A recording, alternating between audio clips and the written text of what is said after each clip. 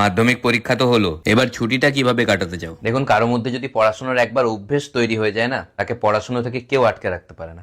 বাহ, তাই আমি অভ্যেস তৈরি করিনি, কিন্তু প্রত্যেকদিন ভোরে ঘুম থেকে ওঠার যে অভ্যেস ছোট্টবেলা থেকে অসাধারণ। আমার খুব বিরক্তিকর লাগে। তাই আমি ডিসাইড করেছি আমি 8টায় ঘুম থেকে উঠবো, বেশি দেরি করবো না, কেননা 9টায় আমি ডিনার করি। দেখুন, সবে সবে মাধ্যমিক দিলাম, কিছুদিন তো বিশ্রাম দরকার। 2-3 মাস? না না, পাগল নাকি, 1 থেকে 1.5 বছর। এখন সবে সবে মাধ্যমিক হলো, বাড়িতে একটা পার্টি ব্যাপার, প্রত্যেকদিন চিকেন মাটন করে খাওয়া হবে রেজাল্ট পর্যন্ত। রেজাল্টের পর খাবে না? দেবে না। মাধ্যমিকের পরে কোন স্ট্রিম নিয়ে পড়ার ইচ্ছে আছে? অবশ্যই সায়েন্স। এর পেছনে কি কারণ আছে? দেখুন, আমি জানি আমি উচ্চ মাধ্যমিকে ফেল করবো, তো সায়েন্সে ফেল করেছি বলতে বেশি ভালো লাগবে আর কি। তো এই বিষয়ে টিচাররা কি বলছেন? টিচাররা তো পড়াশোনা বন্ধ করে দিতে বলছে, আমিও ওনাদের সাথে একমত, কিন্তু বাবা মা মানছে না, অদ্ভুত বায়না করছে পড়াশোনা করতে হবে। মাধ্যমিকের পর তোমার লক্ষ্যটা কি? দেখুন, আমি মনে করি কেউ যদি একবার লক্ষ্য ঠিক করে ফেলে না, তাকে আটকানো যায় না। অসাধারণ। তাই আমি লক্ষ্য ঠিক করিনি।